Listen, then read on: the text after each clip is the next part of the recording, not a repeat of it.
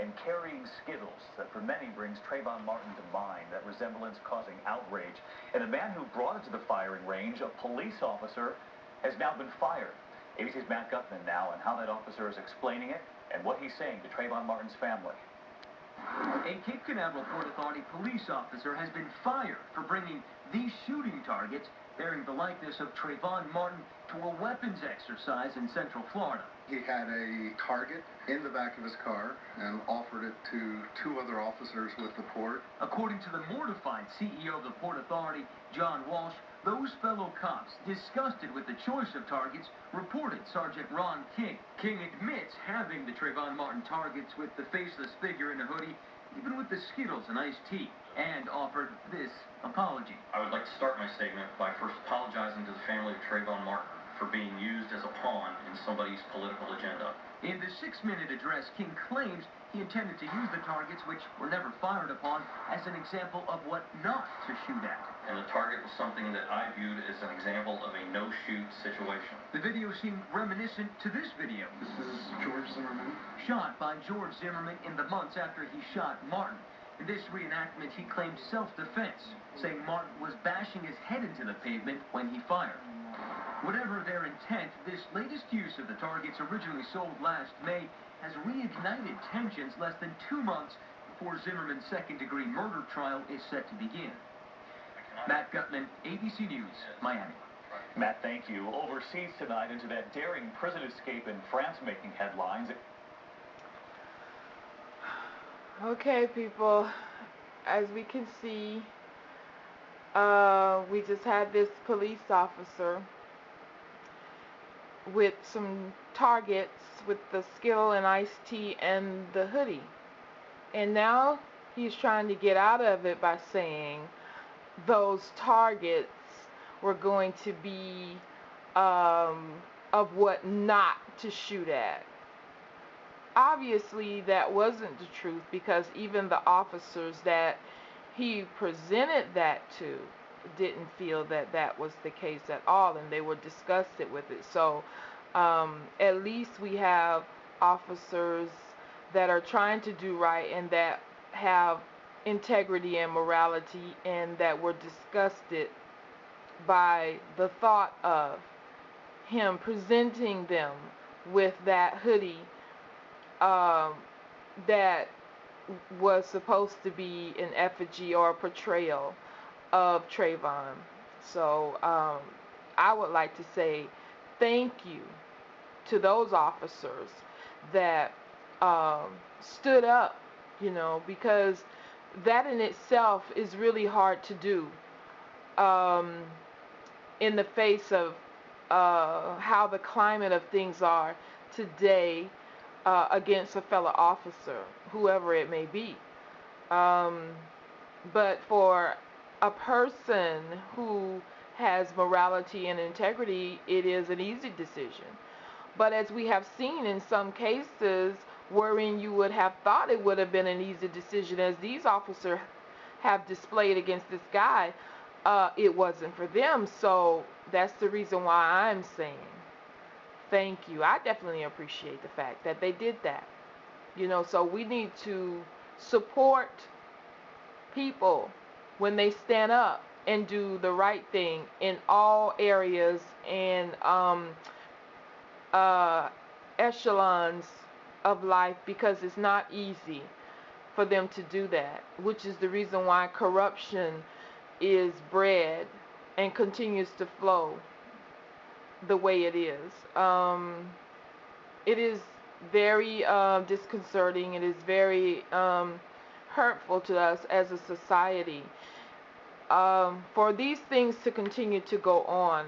I just sat there and just looked at that and was like just shaking my head, thinking to myself, this guy just thought that, okay, he could just get away with this and just go on, and that it would just be accepted, because so many times before, one thing after the other is continuously accepted.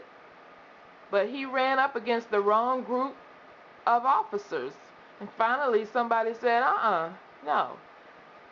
And for that I thank him. But also at the same time, I would like to say that this struggle continues. The things that we run up against in all areas of life continues. That being the stereotypes that cause this guy to be able to do what he has done and figure that he could get away with it, is that crime in the community continues, and it must cease. The acceptance of it, thinking that it's okay to allow certain things to continue to happen in the communities, in the black communities, thinking that it's acceptable to have certain people in your community, like it's okay, it's just a given, that certain ones are allowed to hang out, certain ones are allowed to sell drugs, and certain ones are allowed to rob, rape, pillage, steal, and whatever, and then just walk into your house under your roof and go to sleep just because that's your baby boy or your baby girl or what have you. These issues have to be addressed because these people, regardless, are a menace to society and a blight on the community. And we don't want to hear that. We just want to blame the man and all of that, but we can't. You can no longer do that. And no, nobody wants to hear it. And that's the reason why we as a community a lot of times don't progress collectively, because we don't want to address situations. When I was a little girl, Ms. Mayola, Ms. Flazell, and whatever, they could straighten us, if there was an error or there was a fight on the playground, or when we was playing hopscotch or swinging down on the tree or whatever, and a schism of any sort broke out.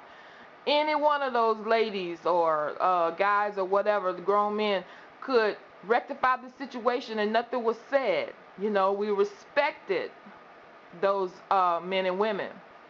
Now you can't even look at these children with a stern face without some young mother looking crazy at you, that you can't say anything to their child. But it's okay if the cops blows their back off, their head off or whatever. That's all right though, instead of a loving correction from someone of your own nation. Is the lunacy behind that is just beyond me. That just shows the ignorance in our community. But it just falls into the hands of their plans. But some things you just can't explain to some of our people, which is why I say collectively as a people we're not really going to many places, but individually in small groups we're progressing okay.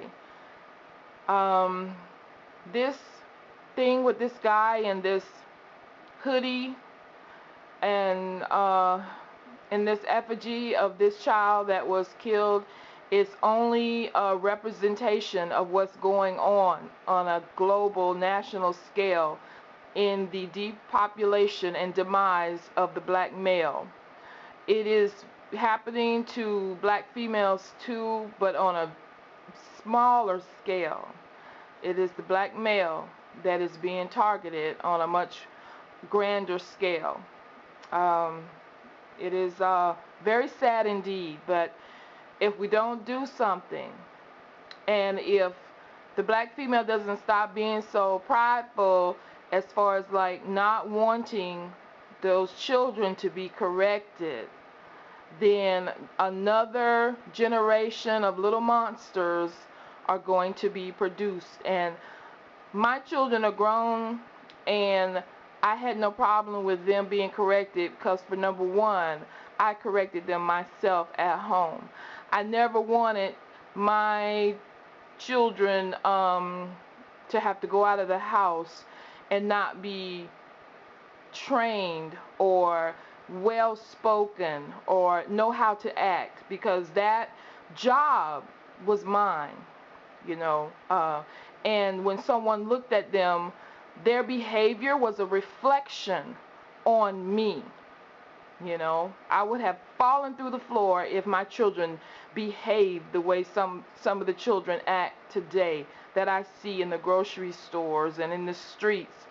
I'm just beside myself when I see, and some of the young mothers, they act like it just doesn't bother them at all. I'm like, oh my gosh, I can't believe it. But it's the world we're living in now.